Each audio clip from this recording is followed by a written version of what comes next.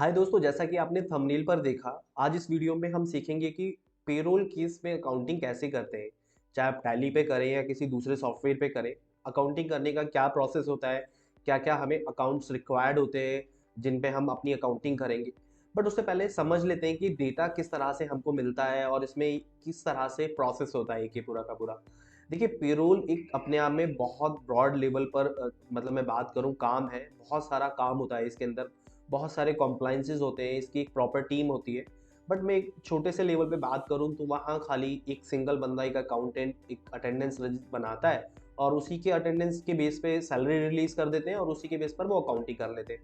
But मैं अगर बात करूँ ब्रॉड लेवल पर, वहाँ आपके एचआर होते हैं, एचआर की टीम भी हो सकती है। वहाँ पर आपके जो पीएफ कंसल्टेंट होते हैं, ईएसआई कंसल्टेंट होते हैं, वो आपके चालान्स वगैरह क्रिएट करते हैं, आपकी रिटर्न्स प्रिपेयर करते हैं।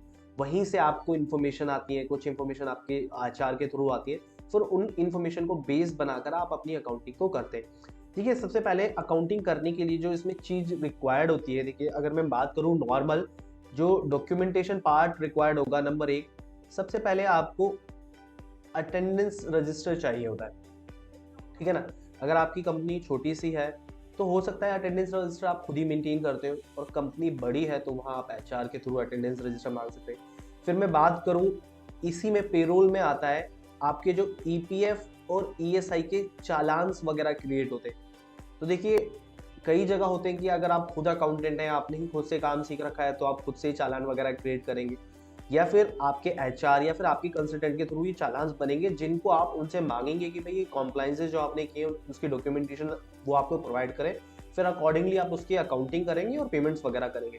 तो देखिए, इसमें ये 2 चीज़ें छोटी-छोटी होती हैं और साथ ही सैलरी शीट भी एचआर आपको प्रोवाइड करते हैं, कैलकुलेशन वगैरह आपको देख लेनी होती है।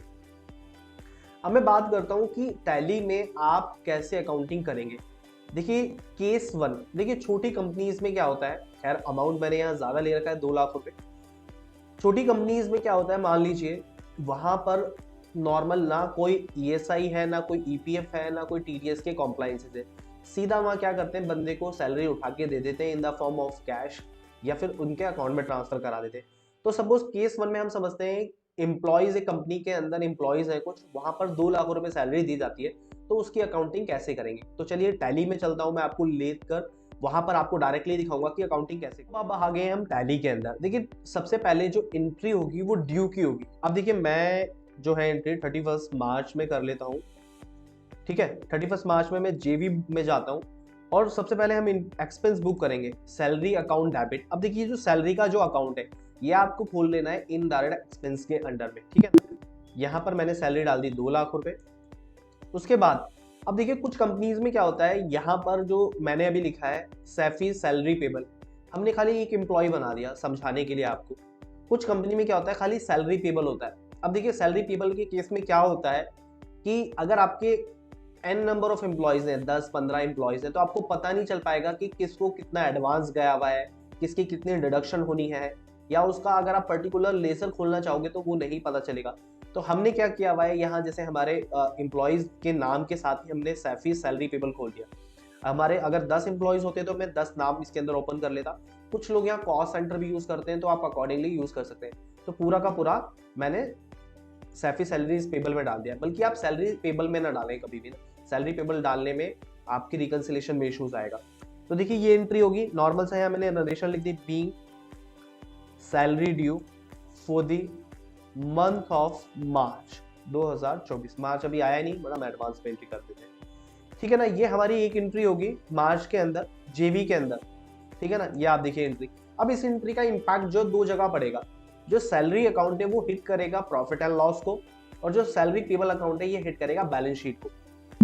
तो चलते हैं, देखते हैं एक बार। मैं जैसे ही पीएनएल में आता हूँ डायरेक्ट एक्सपेंस के अंदर, देखिए यहाँ पर एक्सपेंस मेरा बुक हो गया 2 लाख रुपए का। वहीं मैं चलता हूँ बैलेंस शीट पर, बैलेंस शीट में करंट लायबिलिटी में, और यहाँ पर एक्सपेंस पेबल के अंदर सैलरी पेबल आ गई 2 लाख रुपए की। अब जैसे ही हम सैलरी पे कर देंगे, सपोज 31 में ही मैं इसको पेमेंट भी डाल देता हूँ, सैफी सैलरी पेबल 2 लाख रुपए, बैंक से ये पैसे गए हैं। तो देखिए, आपकी लायबिलिटी तो हो गई 0। देखिए यहाँ पर अब लायबिलिटी खाली, एक्सपेंस पेबल में कुछ नहीं आ रहा है, बट जो आपके खर्चे हैं वो स्टिल रहेंगे, क्योंकि खर्चा तो हो ही गया, आपने 2 लाख रुपए पे किए।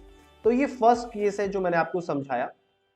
अब देखिए केस नंबर 2, यहां पर क्या होता है, एम्प्लॉय को सैलरी दी जाती है और उनका टीडीएस डिडक्ट हो जाता है।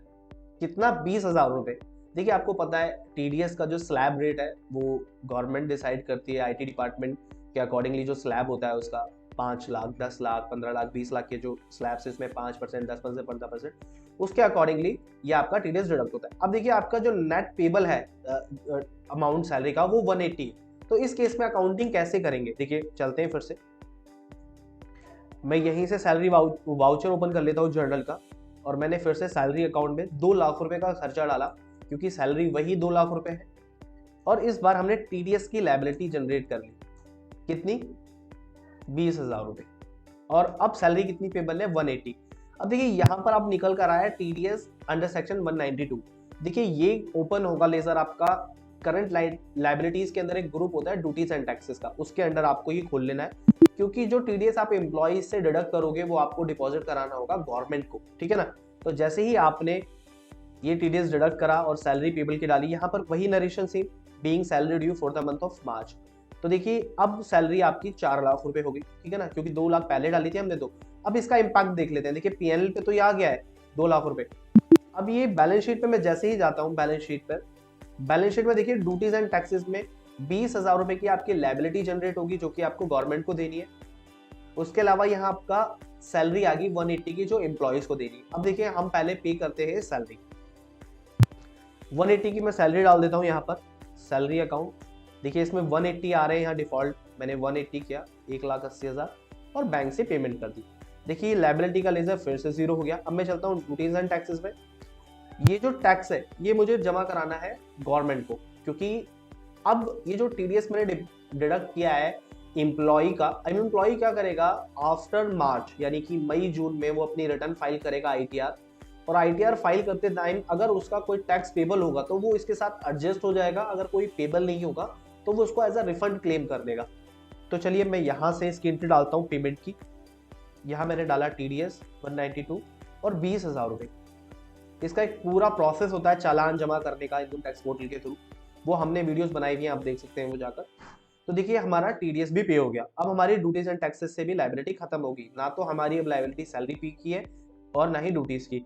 देखिए दोनों केस आपको समझ में आ गए कि सैलरी पेड में हम डायरेक्ट अगर जब कोई डिडक्शन नहीं है जब कैसे सैलरी की एंट्री करेंगे, और जब टीडीएस डिडक्ट हो रहा है जब कैसे करेंगे। अब लास्ट केस है केस 3। इसमें क्या है, सैलरी है 2 लाख रुपए, टीडीएस की भी डिडक्शन हो रही है और साथ ही साथ एम्प्लॉयर और एम्प्लॉयर का शेयर भी आ रहा है। देखिए एम्प्लॉय का तो क्या होगा, एम्प्लॉय की सैलरी में से उनका जो पीएफ है और ईएसआई कटेगा जो कि 20,000 हो गया टोटल। अगर मैं बात करूं तो 16,000 रुपए एम्प्लॉय के पीएफ के रूप में कटेंगे और 4,000 रुपए ईएसआई के रूप में। वहीं मैं बात करूं एम्प्लॉयर की, तो एम्प्लॉयर का शेयर ज्यादा होता है एम्प्लॉय से। तो देखिए पीएफ के केस में तो सेम होता है 12%, बट एडिशन उसको चार्जेस भी पे करने होते हैं, एडमिन चार्जेस। तो 22,000 रुपए एम्प्लॉयर देगा और 8,000 रुपए देगा ईएसआई की एम्प्लॉयर। तो अब इस केस में हो गया टोटल 30,000 रुपए एम्प्लॉयर का खर्चा अलग हो गया। अब इस केस में अकाउंटिंग कैसे करेंगे चलिए समझते हैं। मैं ले चलता हूँ फिर से आपको, मैं वाउचर पे आऊंगा और जर्नल वाउचर मैंने ओपन कर लिया। अब देखिए सबसे पहले लेंगे हम सैलरी अकाउंट, सैलरी वही सेम 2 लाख रुपए। अब देखिए इसको समझते हैं पहले थोड़ा सा। देखिए इस एंट्री को डालने के 2 तरीके होते हैं। आप चाहे तो जो एम्प्लॉयर की लायबिलिटी है वो सेपरेट राइज कर सकते हैं, बुक्स ऑफ अकाउंट में सेपरेट एंट्री डाल सकते हैं, और चाहे तो आप सैलरी के साथ ही वो एंट्री डाल सकते हैं। किस तरह से, देखिए अब जो एम्प्लॉयर खर्च कर रहा है पैसे तो ऑब्वियस है वो तो कंपनी का एक्सपेंस है, बट जो एम्प्लॉय की डिडक्शन हो रही है वो एम्प्लॉयर का खर्चा नहीं है बट ये एम्प्लॉय की लायबिलिटी है। क्यों? एम्प्लॉयर क्या कर रहा है, एम्प्लॉय की सैलरी में से 20,000 रुपए टीडीएस काट रहा है, 20,000 रुपए ईपीएफ और ईएसआई के नाम पे काट रहा है। तो ये दोनों जो अमाउंट है उसको डिपॉजिट कराने पड़ेंगे गवर्नमेंट को, और दोनों का बेनिफिट मिल जाएगा एम्प्लॉय को। जब वो रिटर्न फाइल करेगा तो टीडीएस का जो अमाउंट है वहां से वो उसको क्लेम कर लेगा या अपनी लायबिलिटी के साथ एडजस्ट कर लेगा, और वहीं अपनी रिटायरमेंट पे ऐसा पेंशन वो उसको पीएफ का पैसा मिलेगा, या वो बीच में भी विड्रॉल कर लेता है तो वहां मिल जाएगा। वहीं ईएसआई की बात करूं तो मेडिकल फैसिलिटीज के रूप में वो इस पैसे को यूज कर सकता है। तो ठीक है ना, ये दोनों तो एम्प्लॉयज के हो गए। तो इस केस में खाली एम्प्लॉयर डिडक्ट करेगा और गवर्नमेंट को डिपॉजिट करा देगा। बट एम्प्लॉयर वाले केस में क्या है, वो अपनी पॉकेट से देगा पैसे, तो ये कंपनी का खर्चा होगा। तो इस केस में क्या होगा, देखिए इसको समझते हैं। जैसे ही आपने 2 लाख रुपए यहां डाले वापस से मैंने डेबिट किया और मैं यहाँ पर जाता हूँ अब ESI। तो देखिए ESI में दो लेजर हमने क्रिएट किए हुए हैं, ESI पेबल एम्प्लॉय कंट्रीब्यूशन और ESI पेबल एम्प्लॉयर कंट्रीब्यूशन। तो अब हमें डेबिट करना है खर्चा, क्योंकि एम्प्लॉयर पे करेगा। देखिए ये हमने जो डाल रखा है, सॉरी पेबल का है, मैं नॉर्मल वाला ले लेता हूँ, ESI ये रहा एम्प्लॉयर ESI एक्सपेंसेस। तो देखिए हमने लिया है इनडायरेक्ट एक्सपेंसेस के अंदर। तो ये जो खर्चा है एम्प्लॉयर का है, कितना है 22, ESI का है 8,000 रुपये। तो 8,000 रुपये हम यहाँ डाल देंगे खर्चे में। फिर से मैंने डेबिट किया और मैंने यहाँ लिखा EPF एम्प्लॉयर PF। अब देखिए ये भी खर्चा है, ये भी हमने इनडायरेक्ट एक्सपेंस में खोल लिया। ये कितना है 22,000 रुपये, या हमने 22,000 रुपये डाल दिए। अब देखिए एम्प्लॉय की जो डिडक्शन होगी, सबसे पहले वो ले लेते हैं। एम्प्लॉय की जो डिडक्शन होगी एम्प्लॉय कंट्रीब्यूशन PF में, वो कितना है एम्प्लॉय का, वो है 16,000 रुपये। हमने यहाँ 16,000 रुपये डाल दिया। ये जो लेजर है हमने खोला है एक्सपेंस पेबल के अंदर में, ठीक है ना। और यहां पर हम ले लेते हैं इसको, आप ड्यूटीज एंड टैक्सेस के अंदर में ले जा सकते हैं। वैसे तो करेक्ट हेड इसका ड्यूटीज एंड टैक्सेस होगा EPF पेबल का। उसके बाद यहां से ले लेते हैं EPF तो ले लिया ESI में एम्प्लॉय का। एम्प्लॉय कितने दे रहा है यहाँ पर 4,000, ठीक है ना। तो इसको भी हम ओपन करेंगे ड्यूटीज एंड टैक्सेस के अंदर, ठीक है ना। ये हमारी डिडक्शन होगी, एम्प्लॉय की डिडक्शन होगी। अब जो एम्प्लॉयर ने 8,000 और 22,000 रुपए दिए हैं एम्प्लॉय को एज अ बेनिफिट, तो ये भी कंपनी का खर्चा है, हमने खर्चे में तो डाल दिया। अब इसकी भी लायबिलिटी हमें खड़ी करनी होगी अपनी बुक्स में। तो यहां से हम डालेंगे ESI और employer contribution. ESI employer contribution कितना है 8,000, और यहां से ले लेते हैं EPF एम्प्लॉयर कंट्रीब्यूशन कितना है 22,000, ठीक है ना। और सैलरी पेबल कितनी आ गई 1,80,000। अब इस एंट्री को एक बार दोबारा से आप समझ लीजिए। देखिए सैलरी थी 2 लाख रुपए, उसके ऊपर एम्प्लॉयर ने अलग से जो उनको दिया 8,000 रुपये ESI का कंट्रीब्यूशन दिया और 22,000 रुपये PF का दिया। वहीं 2 लाख में से जो एम्प्लॉय का डिडक्ट हुआ वो 16,000 रुपये PF और 4,000 रुपये ESI। अब एम्प्लॉयर की जो हमने यहाँ पर खर्चा बुक करा उसकी लायबिलिटी भी बुक करनी थी हमें, तो हमने वो लायबिलिटी में डाल दिया ESI में 8,000 और PF में 22,000। और अब सैलरी जो नेट पेबल है वो है 1,80,000, ठीक है ना। इसमें एक चीज और डिडक्शन हमने छोड़ दी शायद, TDS। यहाँ TDS भी डिडक्ट हो रहा है, तो साथ ही साथ हम TDS को भी ले लेते हैं। TDS कितना है 20,000। अब सैलरी कितनी है 1,60,000। तो यहाँ देखिए टोटल जो डिडक्शन थी 20,000 ये 20,000 ये, तो 40,000 की डिडक्शन होने के बाद 1,60,000 रुपये जो है 160 ये पेबल है। तो चलिए चलते हैं, ये एग्जांपल आपको पूरा का पूरा यहाँ दिख गया होगा। सैलरी 2 लाख थी, 20,000 रुपये TDS और एम्प्लॉयर का PF 16,000, सॉरी एम्प्लॉय का PF 16,000 और ESI 4,000, एम्प्लॉयर का 22,000 और ESI 8,000। तो एम्प्लॉयर जो बेनिफिट दे रहा है वो 30,000 का, और जो एम्प्लॉय की डिडक्शन है 20,000 रुपये। एम्प्लॉय के 20,000 TDS के रूप में कट रहे हैं और 20,000 EPF और ESI, यानी कि उसके 160 पेबल है। तो देखिए यहाँ से आ गया, इसकी अब मैंने नरेशन डाल दी, being salary due for the month of March. अब देखिए इस केस में जो पेमेंट्स की एंट्री होंगी वो कुछ इस तरह से होंगी। सबसे पहले आप डिपॉजिट कराएंगे TDS 20,000 रुपये, HDFC बैंक से हमने TDS डिपॉजिट करा दिया। उसके बाद आपकी सैलरी पे हो जाएगी। सैलरी जो आपकी बनती है पे करनी वो है 1,60,000 रुपये। देखिए आ रहा है इसके अंदर 1,60,000 रुपये, ये पे होगी। उसके बाद आपका जो कंसल्टेंट है, आपके HR है, वो आपको EPF और ESI के चालान देंगे जिनकी पेमेंट हुई होगी, उनकी भी एंट्री आपको करनी है। तो EPF पेबल यहां से हमने ले लिया, एम्प्लॉयर कंट्रीब्यूशन, एम्प्लॉय कंट्रीब्यूशन 16,000 और EPF एम्प्लॉयर कंट्रीब्यूशन 22,000। तो टोटल चालान बना होगा 38,000 का, जिसकी पेमेंट की एंट्री आपको इस तरह से कर देनी है। उसके बाद ESI का, तो ESI में देखिए आपका एम्प्लॉय का कंट्रीब्यूशन 4,000 और ESI में आपका एम्प्लॉयर का कंट्रीब्यूशन 8,000। ये भी बैंक से पे हो जाएगा, ठीक है। तो P&L पे चलते हैं, एक बार मैं आपको दिखा देता हूँ।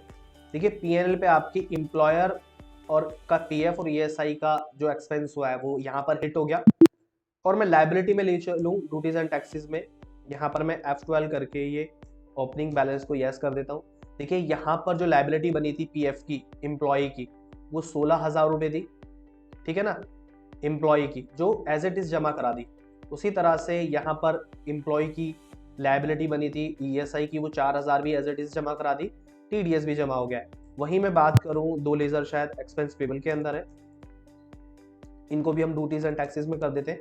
ये सारे लेजर आप ड्यूटीज एंड टैक्सेस में क्रिएट कर लेना, ठीक है ना। मैंने जानबूझ के आपको विंडोज दिखाई है ओपन करके, ताकि आपको समझ में आ जाए कि लेजर्स किस हेड में ओपन करने। तो देखिए अब यहाँ से सारे नजर आ गए, जो एम्प्लॉय का और एम्प्लॉयर का, जो एम्प्लॉय और एम्प्लॉयर का पीएफ है वो ये रहा, जो कि हमने यहाँ पर लाइबिलिटी खड़ी करी, क्रेडिट हुआ और ये पे हो गया। ओपन करके भी देख सकते हैं, देखिए यहाँ से लाइबिलिटी जनरेट हुई और यहाँ पेमेंट हो गई। सेम ऐसे ही यहाँ पर लाइबिलिटी जनरेट हुई, यहाँ पेमेंट हो गई। तो इसी तरह से आपको इसमें अकाउंटिंग करनी है पेरोल के केस में। अब देखिए इस वीडियो को आप अपने सभी दोस्तों के साथ शेयर कर दीजिएगा, जो भी पेरोल का काम करते हैं या अकाउंटिंग वगैरह करते हैं।